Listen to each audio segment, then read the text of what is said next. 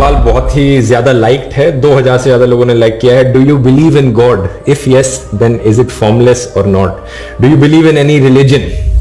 इसका जवाब भी बड़ा सीधा है, नहीं। मेरी राय में जितना भी कुछ मैंने सीखा है दुनिया के बारे में, हमारी प्लैनेट की हिस्ट्री के बारे में, एवोल्यूशन के बारे में, ये सारी चीजों को समझकर देखने वाले सुनने वाले अस्सलाम वालेकुम। आज फिर हम एक नई वीडियो के साथ हाजिर है। उम्मीद करता हूँ कि ये वीडियो भी आप लोगों को पसंद आ जाएगी बाकी वीडियो की तरह। ये वीडियो बहुत खास होने वाली है और बहुत इंफॉर्मेशन वीडियो है। दूसरे दोस्तों के साथ भी लाजमी शेयर करें। इंडिया का एक यूट्यूबर है ध्रुव राठी, वो कह रहे हैं कि कोई खुदा नहीं है। तो एक यूट्यूबर दूसरे दोस्त हंसी टीवी का एक चैनल है, उस भाई ने उनको रिप्लाई दिया हुआ है जवाब। तो आखिर तक आप लोग भी देखें और दूसरे दोस्तों के साथ भी शेयर करें। तो चलते हैं दोस्तों वीडियो की तरफ। अंडरस्टैंडिंग डेवलप करी है। मेरी राय में कोई भगवान, कोई अल्लाह, कोई गॉड एग्जिस्ट नहीं करता। मशहूर Indian German YouTuber Dhruv Rathee ने अपने 25 मिलियन सब्सक्राइबर मुकम्मल होने पर एक स्पेशल Q&A वीडियो के अंदर एक ऐसे सवाल का जवाब दिया जो आप उस जैसे किसी समझदार बंदे से एक्सपेक्ट नहीं कर सकते। इस Q&A के अंदर सवाल ये किया गया था कि आप किस रिलीजन को मानने वाले हैं, किस मजहब को मानते हैं, और ध्रुव का जवाब क्या था ये वीडियो क्लिप आप पहले खुद देख लें। ये वाला सवाल बहुत ही ज्यादा लाइक्ड है, 2000 से ज्यादा लोगों ने लाइक किया है। Do you believe in God? If yes then is it formless और not? Do you believe in any religion? इसका जवाब भी बड़ा सीधा है, नहीं। मेरी राय में जितना भी कुछ मैंने सीखा है दुनिया के बारे में, हमारी प्लैनेट की हिस्ट्री के बारे में, एवोल्यूशन के बारे में, ये सारी चीज़ों को समझकर मैंने जो अंडरस्टैंडिंग डेवलप करी है, मेरी राय में कोई भगवान, कोई अल्लाह, कोई गॉड एग्जिस्ट नहीं करता। लेकिन एट द सेम टाइम मैं मानता हूं कि ये सवाल काफ़ी डिबेटेबल है, इस पर बहुत लंबी चर्चा करी जा सकती है। और जो लोग दूसरा ओपिनियन है जिन लोगों का, उनके ओपिनियन की मैं रिस्पेक्ट करता हूँ। अगर आप में से किसी को लगता है कि गॉड एग्जिस्ट करते हैं तो मैं उस बात का रिस्पेक्ट करता हूं, क्योंकि ये कोई ऐसा सवाल नहीं है जो बड़ी आसानी से आंसर किया जा सके। साथ ही साथ मैं ये भी कहना चाहूंगा कि मैं दुनिया के सभी धर्मों का आदर भी करता हूं और उनकी इंपॉर्टेंस भी समझता हूं। आप पूछोगे ये कैसे हो सकता है? अगर मैं भगवान में नहीं मानता तो रिलीजन्स की रिस्पेक्ट क्यों करता हूं? मैं इसलिए करता हूं क्योंकि दुनिया भर में बिलियंस ऑफ लोग रिलीजन को एक गाइडिंग लाइट की तरह देखते हैं। रिलीजन की मदद से करोड़ों लोगों को उम्मीद मिलती है, अपनी लाइफ में एक पर्पस मिलता है, अपनी जिंदगी में कठिनाइयों से लड़ने का एक जरिया मिलता है। और एक कल्चरल पर्सपेक्टिव से अगर देखा जाए तो रिलीजन्स लोगों को साथ में जोड़कर रखने का काम करते हैं। ढेर सारे कस्टम्स और ट्रेडिशंस रिलीजन से निकल कर आते हैं, जिनकी अपनी एक अहम जगह है हमारी इस दुनिया में। यही कारण है कि मैं अपने आप को एक हिंदू एथियस्ट बुलाता हूँ। ध्रुव का कहना था कि मैं खुद को एक एथियस्ट मानता हूँ, एक हिंदू एथियस्ट। और आपको बताता चलूँ कि एथियस्ट ऐसे लोगों को कहते हैं जो खुदा के वजूद पर यकीन ही नहीं रखते। वो मानते ही नहीं है कि खुदा या इस जैसी कोई हस्ती एग्जिस्ट करती है। इनका मानना होता है कि हम इंसानों समेत दुनिया और कायनात की हर चीज़ महज एक इत्तेफाक या फिर हादसे के नतीजे में बनी है। ये लाखों करोड़ों साल की एवोल्यूशन का नतीजा है या फिर एक नेचुरल प्रोसेस है जिसके अंदर खुदा जैसी किसी हस्ती का कोई किरदार नहीं। ये किसी क्रिएटर की क्रिएशन नहीं है और इसके पीछे कोई इंटेलिजेंट माइंड, कोई सुपर नेचुरल पावर एग्जिस्ट नहीं करती। अब इस तरह से ओपनली अपने आप को एथियस्ट डिक्लेयर करने के बाद और अपने अकीदे का इजहार करने के बावजूद भी मेरे दिल में ध्रुव की रिस्पेक्ट फिर भी बढ़ गई है। आप सोचेंगे कि कैसे? ऐसा इसलिए कि इस सवाल के जवाब के अंदर ध्रुव ने क्लियरली ये कहा है कि ये मेरी अंडरस्टैंडिंग है जो कि मैंने साइंस को और हिस्ट्री को पढ़ने के बाद ऑब्जर्व करके हासिल किया। ये मेरी अंडरस्टैंडिंग है, कोई हरफ आखिर नहीं है। मैं अपनी तमाम अंडरस्टैंडिंग और लॉजिक के बाद ये मानता हूँ कि खुदा जैसी या फिर अल्लाह जैसी कोई हस्ती वजूद नहीं रखती। यानी मेरी अंडरस्टैंडिंग गलत भी हो सकती है। और इसके अलावा साथ साथ उसने एथिसिज्म को प्रमोट करने की भी यहाँ पर कोशिश बिल्कुल नहीं की, क्योंकि दूसरी तरफ अगर आप आज के मॉडर्न एथियस्ट देखें तो आप उनको एंटी इस्लामिक एथियस्ट कह सकते हैं, जिनका मकसद सिर्फ और सिर्फ इस्लाम को बदनाम करना होता है, अपने एथिसिज्म के रिलीजन को प्रमोट करना नहीं होता, कोई लॉजिकल बात नहीं करनी होती, बल्कि हर चीज़ के अंदर इस्लामिक कवानीन या फिर मज़ाहिब के कवानीन को लाकर उनका मजाक बनाना होता है। और ये काम ध्रुव ने बिल्कुल भी नहीं किया, जिसके लिए उसको अप्रिशिएट करना चाहिए कि अपने अकीदे का इजहार करो, अपनी सोच का इजहार करो, लेकिन किसी को उस पर लेबल ना करो, किसी को उस पर थोप ना दो। अगर आपको किसी की सोच के साथ इत्तेफाक नहीं है तो आप उसको लॉजिकली इस चीज़ के लिए कायल करने की कोशिश करें। और दूसरी सबसे बड़ी वजह कि मेरे दिल में उसके लिए रिस्पेक्ट क्यों है कि वो अपनी जहालत और गुमराही से निकलकर नई चीज़ों को एक्सेप्ट करने के लिए दिमागी तौर पर तैयार हो चुका है। मिसाल के तौर पर जब भी आप किसी गैर मुस्लिम को इस्लाम की दावत देते हैं तो सबसे पहले क्या करते हैं? उसे ये साबित करना होता है कि जिस मजहब पर, जिस अकीदे पर तुम अभी तक थे वो बिल्कुल गलत है, वो दरअसल गुमराही है। सो उसको लॉजिकली कायल करने के बाद आप जाते हैं अगले स्टेप पर یعنی اس کو اسلام کے بارے میں بتا کر اس کے لیے ذہنی طور پر تیار کرنا، لاجیکلی اس کے بارے میں قائل کرنا۔ اب اس لحاظ سے دیکھا جائے تو دھرو تو آدھا مسلمان تو پہلے ہی ہو چکا ہے، کیونکہ وہ اپنے کفر کے عقیدے کو تو پہلے ہی چھوڑ چکا ہے۔ دیکھیں، یہ ضروری نہیں ہے کہ اگر کوئی شخص سمجھدار ہے، ریسرچر ہے اور اس کے پاس دنیا جہان کا بہت سارا نالج ہے تو دنیا کی ہر فیلڈ کے اندر وہ ایکسپرٹ بھی ہو۔ کوئی نہ کوئی دنیا کی فیلڈ ایسی ہو سکتی ہے جس کے اندر وہ شخص کمزور ہو سکتا ہے، اس پر اس کی گرپ نہیں ہو سکتی، اس فیلڈ کے بارے میں اس شخص نے زیادہ پڑھا نہیں ہوتا، اس کے بارے میں زیادہ ریسرچ نہیں کی ہوتی۔ اور دھرو کا معاملہ بھی ریلیجن کے معاملے میں بالکل ایسا ہی ہے، یعنی کمپیریٹیو ریلیجن کی سٹڈی، یعنی دنیا کے تمام مذاہب کو ایک ساتھ پڑھنے کے بعد کمپیریٹیولی اس سے کوئی نتیجہ نکالنا۔ اللہ تعالیٰ کی ذات اپنی نشانیوں سے اس قدر ظاہر ہے کہ شاید کوئی اور ذات دنیا میں اس قدر ظاہر ہو، اور اسی سیم ٹائم کے اندر وہ ذات انسانوں سے اس قدر پوشیدہ ہے، اس قدر چھپی ہوئی ہے کہ شاید ہی کوئی ذات ہو۔ اور دنیا کے اندر رہتے ہوئے اس ذات کو بنا دیکھے اس پر ایمان لانا، یہی تو انسانوں کا اصل امتحان ہے۔ دیکھ کر تو ہر شخص اس پر ایمان لے آئے گا، لیکن یہ انسانوں کی آزمائش نہیں رہے گی، پھر یہ ٹیسٹ ہی نہیں رہے گا۔ اور اگر ٹیسٹ نہیں رہے گا تو یہ کون ڈیسائیڈ کرے گا کہ دنیا میں کس شخص نے جہنم میں جانا ہے، جہنم کے کس درجے کے اندر جانا ہے، کس شخص نے جنت کے اندر جانا ہے، اور کس شخص نے سب سے اعلیٰ جنت یعنی جنت الفردوس میں جانا ہے۔ اللہ کے، بھگوان کے یا پھر خدا کی موجودگی کے اس قدر لاجیکلی اور سائنٹیفکلی ثبوت موجود ہیں کہ ان کو اس ایک ویڈیو کے اندر ایکسپلین کرنا پاسبل ہی نہیں ہے، لیکن میں پوری کوشش کروں گا کہ لاجیکلی اور سائنٹیفکلی ٹو دی پوائنٹ رہ کر جو موسٹ امپورٹنٹ پوائنٹس ہیں ان کو ثابت کرنے کی کوشش کروں۔ ایسے سوال جو کہ ایتھیسٹ کی طرف سے ثبوت کے طور پر پیش کیے جاتے ہیں اور ان کو لاجیکلی وہ قائل بھی کر سکیں۔ تو چلیے شروع کرتے ہیں۔ لیکن سب سے پہلے تو آپ ایک بات سمجھ لیں کہ ایتھیسٹ سے بات کرنے کا طریقہ کار یہ ہے کہ آپ ان کو ہمیشہ خدا کے وجود پر قائل کرنے کی کوشش کریں، ان سے ہمیشہ خدا کے وجود پر بات کریں، کیونکہ اگر ایک بار انہوں نے خدا کے وجود کو مان لیا تو آٹومیٹیکلی ان کو خدا کی بھی ماننی پڑے گی۔ اگر آپ ان لوگوں سے اس چیز پر بحث کریں گے کہ اسلام کے اندر یا پھر کسی بھی اور کے اندر یہ تعلیمات کیوں موجود ہیں، یہ حکم کیوں دیا گیا، اس کے پیچھے کیا لاجک ہے، اس کے پیچھے کیا لاجک ہے، تو یہ بحث کبھی ختم نہیں ہونی۔ ایک سوال سے کئی اور سوال نکلیں گے اور یہ بحث چلتی رہے گی جس کا کوئی رزلٹ نہیں نکلنا۔ سو اگر آپ ان کے ساتھ بحث کرنا چاہتے ہیں یا پھر ان کو لاجیکلی قائل کرنا چاہتے ہیں تو اس کا سب سے بہترین طریقہ یہ ہے کہ ان سے صرف خدا کے وجود پر بات کریں۔ عام طور پر ایتھیسٹ کی طرف سے سب سے زیادہ ایوولوشن کو سائنٹیفک فیکٹ کے طور پر پیش کیا جاتا ہے کہ انسان بھی سمندر کے اندر موجود ایک یونی سیلولر جاندار سے ایوولوشن کا پروسیس طے کرتا ہوا ملٹی سیلولر جاندار اور پھر آخر میں بندروں سے انسان کے اندر بدل گیا۔ اب وہ الگ بات ہے کہ اینٹی اسلامک ایتھیسٹ کی ایوولوشن کچھ ایسے ہوئی ہے۔ پہلی بات کہ چارلس ڈارون کی ایوولوشن کی تھیوری صرف ایک تھیوری ہے، یہ کوئی سائنٹیفک فیکٹ نہیں ہے، اس کو اب تک نہ تو سائنس نے ثابت کیا اور نہ یہ کوئی قانون ہے۔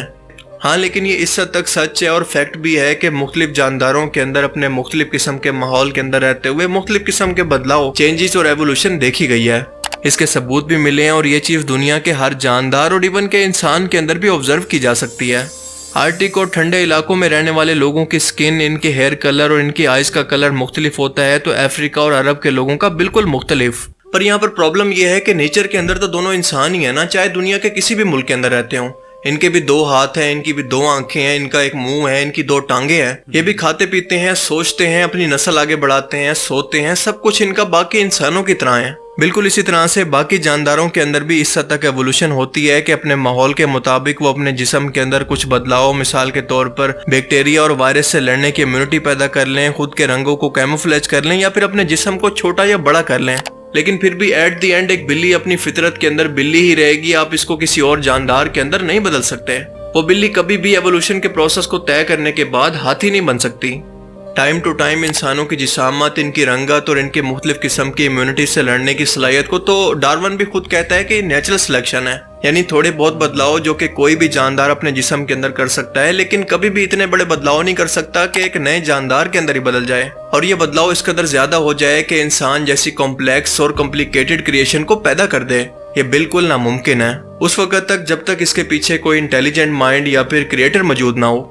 الٹا انسانوں کے اندر اس طرح کی ایوولوشن کہ وہ ہر طرح کی بیماریوں سے لڑنے کے لیے اپنے جسم کے اندر امیونٹی پیدا کر لیتے ہیں اور ہر طرح کے ماحول کے اندر، چاہے ٹھنڈا ہو، گرم ہو یا پھر کسی بھی طرح کا ماحول ہو، وہاں پر سروائیو کر سکتے ہیں۔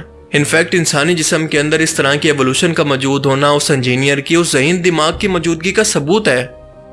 اگر سب کچھ سائنس پر چھوڑ دیا جائے تو آپ کو یہ بتاتا چلوں کہ آج کی ماڈرن سائنس یہ بھی نہیں بتا پاتی کہ وہ پہلا سیل جو کہ سمندر کے اندر موجود تھا، یعنی یونی سیلولر جاندار، اس کو اس قدر انرجی اور سازگار ماحول کس نے دیا کہ وہ یونی سیلولر ہو کر ملٹی سیلولر جاندار کے اندر بدلا اور ایوولوشن کا پروسیس طے کرتا ہوا بندر بنا اور اس کے بعد سائنس کی تھیوری کے مطابق وہ انسان بنا۔ اس یونی سیلولر جاندار کے بارے میں سائنس کو ابھی تک کچھ نہیں پتا کہ وہ کہاں سے آیا۔ تو سوال یہ ہے کہ ایوولوشن کی تھیوری پھر کس بیس پر ٹکی ہوئی ہے؟ انسانی تاریخ یا پھر ریٹن ہسٹری جو کہ اب تک ہم انسانوں کے پاس موجود ہے وہ ہے 10,000 سال کی۔ تو میرا سوال یہ ہے کہ کیا 10,000 سال کے اندر انسان خود کو ایوولوشن کے ذریعے اتنا بھی نہیں بدل پایا کہ کسی اور مخلوق کے اندر کم از کم نہ بدلتا تو کوئی نیا آرگن تو اگا لیتا؟ آج کے ٹائم میں آرکیولوجسٹ اور ریسرچر لوسی نام کی یا پھر ہومو اریکٹس نام کے فوسلز کو یہ کہہ کر پیش کرتے ہیں کہ یہ انسانوں کے آباء و اجداد تھے۔ ان کے ڈھانچوں کو اور ان کے فوسلز کو ایوولوشن کے ثبوت کے طور پر پیش کرتے ہیں، لیکن اس بات کا ثبوت نہیں دے سکتے کہ یہ انسانوں کے کوئی رشتہ دار تھے یا پھر واقعی نیچر کے اندر کوئی انسان تھے جو کہ کئی ملین سال پرانے ہیں اور انسانی ایوولوشن کو ثابت کرتے ہیں۔ اب اس طرح کے کانسیپٹ کا مقصد دنیا کے اندر موجود تمام مذہبوں کی بنیاد یعنی انسانی تخلیق کے کانسیپٹ کو ختم کرنا ہے کہ انسان جیسی ذہین اور کمپلیکس مخلوق کو کسی اللہ، کسی بھگوان یا خدا جیسی ذات نے خود بنایا اور اسے دنیا کے اندر امتحان کے لیے بھیجا ہے۔ کیونکہ ایک بار آپ ذرا سوچ کر دیکھیں کہ اگر لوگوں کے ذہنوں کے اندر یہ کانسیپٹ ڈال دیا گیا کہ انسان تو دراصل ایک نیچرل پروسیس سے خود بخود تخلیق ہو گیا تو لوگوں کا یقین خود بخود ہی خدا کی ذات پر ختم ہو جائے گا۔ آپ میڈیکلی طور پر ایک بار خود ذرا انسان کے وجود کو دیکھیں، اس کا ایک ایک جو فنکشن ہے کام کرنے کا وہ اپنے اندر ایک الگ الگ پوری دنیا رکھتا ہے، اور اس ٹاپک پر گھنٹوں بات کی جا سکتی ہے کیونکہ انسان اللہ تعالیٰ کی کریشن کا کلائمیکس ہے، کیونکہ انسان سے بڑھ کر کوئی کمپلیکس ترین اور ذہین ترین مخلوق اس پوری دنیا کے اندر اور کوئی موجود ہی نہیں ہے۔ اس کے جسم کے اندر وہ خودکار نظام موجود ہے جو کہ اس کے بس میں بھی نہیں ہے، لیکن دن رات اس کے لیے کام کر رہا ہے۔ دن رات اس کا دماغ، اس کا دل، اس کے گردے، اس کا جگر، پھیپھڑے، معدہ، خون، آنتیں، ہڈیاں، وینس، نیورولوجیکل سسٹم، اس کی آنکھیں۔ اب آپ ذرا سوچ کر بتائیں کہ اتنا کمپلیکس ترین نظام جو کہ خودکار طریقے سے چل رہا ہے، بھلا کسی دماغ کے بغیر یہ بننا ممکن ہے؟ کیا لاجیکلی یہ خود بخود بننا پاسبل ہے؟ آج کا ماڈرن انسان دنیا جہان کی اگر ٹیکنالوجی کو ملا بھی لے تو ایک مکھی کو بھی نہیں بنا سکتا، تو انسان جیسی کسی کریشن کو بنانے کے بارے میں سوچنا تو اس کے دماغ کے بہت پرے کی چیز ہے۔ لیکن آج کے ٹائم میں اسی یہ ماننا ہے کہ یہ انسان جو کہ دنیا کی سب سے کمپلیکس ترین کریشن ہے، یہ خود بخود بنا کسی کریٹر کے بن گیا۔ واہ! اگر ایک لمحے کے لیے ایتھیس کی لاجک کو مان لیا جائے کہ انسان کا دنیا میں آنا دراصل ایک قدرتی عمل تھا اور بس ایک قدرتی حادثہ تھا، وہ بس ایوولوشن کے پروسیس سے یہاں تک پہنچ گیا، تو میرا یہ سوال ہے کہ ان کے مطابق دنیا میں ان کے آنے کا مقصد کیا ہے؟ پیدا ہونا، جوان ہونا، بچے پیدا کرنا اور اس کے بعد مر جانا، کیا صرف یہی ان کی زندگی کا مقصد ہے؟ اور مرنے کے بعد کیا؟ اگر دنیا کے اندر کسی طاقتور شخص نے کسی غریب کا حق مارا، اس پر ظلم کیا اور اس کو انصاف نہیں دیا، تو کیا اس کا یہ مطلب ہے کہ وہ دنیا کے اندر بھی ناکام گیا اور مرنے کے بعد بھی اس کو کوئی اجر نہیں ملنا؟ کیا ان کی لاجک کے مطابق یہ انصاف ہے؟ اچھائی کیا ہے اور برائی کیا ہے اور دنیا کے اندر انسانوں کو زندگی کیسے گزارنی چاہیے کہ ان کو آخرت کے اندر اس کا ریوارڈ ملے، یہ سب کچھ انسان کو ریلیجن نے ہی سکھایا ہے، نہ کہ سائنس نے۔ بالکل ایسے ہی جیسے کسی مشین کا کریٹر ایک مشین کے ساتھ اپنی مینول گائیڈ دیتا ہے کہ اس مشین کو آپریٹ کیسے کرنا ہے۔ اگر اس کو غلط طریقے سے آپریٹ کریں گے تو یہ کام کرنا بند کر دے گی یا پھر یہ خراب بھی ہو سکتی ہے۔ بالکل اسی طرح سے انسانوں کو گائیڈ کرنے کے لیے کس جسم کو کس چیز کی ضرورت ہے اور اس کے ساتھ کیا ہونا ہے، اللہ تعالیٰ نے بھی کئی طرح کی manual guides time to time انسانوں کے لیے کئی بار بھیجی ہیں، اور یہ آخری مینول تھا قرآن پاک، جو انسانوں کو یہ بتاتا ہے کہ ان کی زندگی کا اصل مقصد کیا ہے، ان کو کیوں پیدا کیا گیا اور کیا چیزیں ہیں جو کہ ان کے دل کو گناہ سے زنگ آلود کر سکتی ہیں، اور کیا ایسی چیزیں ہیں جو کہ اس کو آخرت کے اندر ہمیشہ کا اجر دیں گی۔ سائنس اور ریلیجن دونوں اس بات پر ایگری ہیں کہ ہماری یہ یونیورس ایک بڑے دھماکے سے پھٹ کر وجود میں آئی جس کو بگ بینگ تھیوری کہتے ہیں۔ اب اس تھیوری کو اس لیے قابل قبول مانا جاتا ہے کہ ہم اتنا زیادہ ٹائم کے اندر پیچھے جا کر اس کو ہوتا نہیں دیکھ سکتے، مگر کاسمک بیک گراؤنڈ ریڈیشن یعنی دھماکے کے بعد جیسے ہم اس کے ٹکڑے بکھرے ہوئے دیکھتے ہیں، بالکل اسی طرح سے خلا کے یہ ٹکڑے ریڈیشنز کی صورت خلا کے اندر بکھرے ہوئے دیکھے جا سکتے ہیں۔ آج تک یہ ماڈرن سائنس اس بات کا جواب نہیں دے سکی کہ اس چھوٹے سے نقطے کے اندر یا پھر نتھنگ پوائنٹ کے اندر اس قدر انرجی کہاں سے آئی کہ یہ پھٹ کر اتنی بڑی اور اس لامحدود کائنات کی شروعات کر دیتی ہے، اور اسی دھماکے کے بعد ہماری گلیکسیز، سٹارز اور پلینٹس وجود میں آئے۔ کمال کی بات یہ ہے کہ جو دھماکہ صرف تباہی لاتا ہے، اس دھماکے نے اتنا ترتیب کا نظام کھڑا کر دیا کہ ہر ایک سٹارز، گلیکسیز اور سیارے صرف اپنے اپنے مخصوص راستوں پر ہی گھوم رہے ہیں، وہاں سے باہر نہیں نکل سکتے۔ کیا یہ سب کچھ اتفاق ہے؟ اس کوانسیڈنس یا اتفاق کی پروبیبلٹی ہے بالکل زیرو۔ آپ اس کو ایسے سمجھ لیں کہ آپ کے پاس 100 کے قریب ڈائز یا چھکے موجود ہیں اور ہر بار آپ اس کو اچھال کر یہ چاہتے ہیں کہ ہر ایک چھکے پر یا پھر ہر ایک ڈائز پر صرف 6 نمبر آئے. تو کیا یہ پاسبل ہے؟ بالکل اسی طرح سے ہماری اس کائنات کا ایک دھماکے سے بن جانے کا مطلب بھی یہ ہے کہ اس پروبیبلٹی کو ہم سچ مان لیں. اور بالکل اسی طرح سے ایک دھماکے کے بعد ایک ترتیب والی کائنات کا وجود میں آ جانا دراصل اس کے خالق کی طرف اشارہ کرتی ہے. ہماری یہ کائنات اس خالق کی موجودگی کا سب سے بڑا ثبوت ہے. اس کے علاوہ انسانوں کے رہنے کے لیے ایک ایسی جگہ بنانا جو کہ نہ زیادہ گرم اور نہ زیادہ ٹھنڈی، انسانوں کے رہنے کی اس زمین کو سورج سے صرف اتنے فاصلے پر رکھنا کہ سورج کی صرف روشنی اور کچھ ہیٹ ہی وہاں پر پہنچ سکے، اور ان انسانوں کو سورج کی ہارمفل ریڈیشن سے بچانے کے لیے زمین کے گرد قدرتی الیکٹرو میگنیٹک فیلڈ کو پیدا کرنا، اوزون لیئر ہو یا پھر زمین کا اپنا انوائرمنٹ ہو، زمین پر سانس لینے کے لیے آکسیجن ہو یا پھر چاند کی رات کے اندر موجودگی، جانوروں اور پودوں کا پیدا کرنا ہو جن کی لاکھوں مخلوقات زمین پر بستی ہیں. کیا یہ اتفاق ہے؟ اگر یہ سب کچھ واقعی اتفاق ہے تو کئی دہائیوں سے زمین سے باہر کئی زمینوں پر انسانی وجود کو تلاش کرنے کی کوشش کے اندر اب تک ہمیں کچھ ملا کیوں نہیں؟ زمین کی اور سولر سسٹم کی روٹیشن اور پورا نظام جو کہ سورج کو لے کر گھوم رہا ہے، یہ سب انسانوں کے لیے امیجن کرنا بھی مشکل ہے. یعنی اس خالق نے چن کر انسانوں کو زمین پر آباد کیا. افسوس کا مقام یہ ہے کہ برصغیر پاک و ہند کے اندر جس طرح سے اسلام کا مف شدہ چہرہ درباروں کی صورت میں اور پیری مریدی کی صورت میں غیر مسلموں کے سامنے پیش کیا گیا، شاید ہی کوئی غیر مسلم ہو جو کہ اس طرح کے اسلام کو سٹڈی بھی کرنا چاہے یا پھر اس سے متاثر بھی ہو سکے، کیونکہ غیر مسلم اس طرح کی رسموں کو دیکھ کر اس کو باقاعدہ اسلام کا حصہ سمجھ لیتے ہیں. وہ اسلام کو سمجھنے کی کوشش ہی نہیں کرتے. اس لیے دھرو راٹھی سے اتنا کہنا چاہوں گا کہ سب سے پہلے کمپیریٹیو ریلیجن کی سٹڈی کریں اور اس کے بعد جب کوئی نتیجہ نکال لیں تو اس کے بعد اسلام کو سٹڈی کریں. اسلام کو سمجھنے کے لیے اس کی تعلیمات کو یعنی قرآن کو دیکھیں، نہ کہ کسی مسلمان کو. ویسے تو اس ٹاپک پر گھنٹوں میں دلائل کے ساتھ بات کر سکتا ہوں، لیکن اپنی ویڈیو کا اینڈ میں اس بات سے کروں گا کہ سائنس جس کو ایتھیس اپنا سب سے بڑا بھگوان مانتے ہیں، اس سائنس کے مطابق یہ ایتھیس ہماری زمین کے 50% لینڈ کے بارے میں نہیں جانتے، ہمارے سمندر کے بارے میں 5% سے زیادہ نہیں جانتے، اور ہماری اسپیس کے بارے میں تو 1% سے بھی زیادہ نہیں جانتے. ہاں، لیکن ان کو ایک بات کنفرم ہے کہ خدا موجود نہیں ہے. اب ایسے لوگوں کی عقل پر ماتم نہ کریں تو اور کیا کریں. خیر، میری دعا ہے کہ اگر اللہ تعالیٰ نے ان کے نصیب کے اندر ہدایت لکھی ہے تو ان کا دل اس کی طرف موڑ دے. ہم تو ان کے لیے بس دعا ہی کر سکتے ہیں، کیونکہ ہدایت تو صرف اللہ تعالیٰ کی طرف سے ملتی ہے اور انسان تو صرف وسیلہ ہی بنتے ہیں. اللہ تعالیٰ سے دعا ہے کہ وہ ہمیں سمجھنے کی اور نیک عمل کرنے کی توفیق عطا فرمائے. آمین. باقی آپ اس بارے میں کیا سوچتے ہیں؟ اپنی قیمتی رائے کا اظہار کمنٹ سیکشن میں ضرور کریں. Thanks for watching this video. تو دوستو، یہ تھی آج کی ویڈیو. امید کرتا ہوں کہ یہ ویڈیو آپ لوگوں کو بہت پسند آ جائے. کافی انفارمیشن ویڈیو ہے، کافی آپ لوگوں کو معلومات مل جائے گی، اور بہت اچھی طریقے سے بھائی نے ویڈیو بنائی. خود بھی دیکھو اور دوسری دوستوں کے ساتھ بھی شیئر کریں. اگر ابھی تک آپ لوگوں نے چینل کو سبسکرائب نہیں کیا تو چینل کو سبسکرائب کریں. ملتے ہیں ایک نئی ویڈیو کے ساتھ. ہم کو اجازت دیجیے. اللہ حافظ.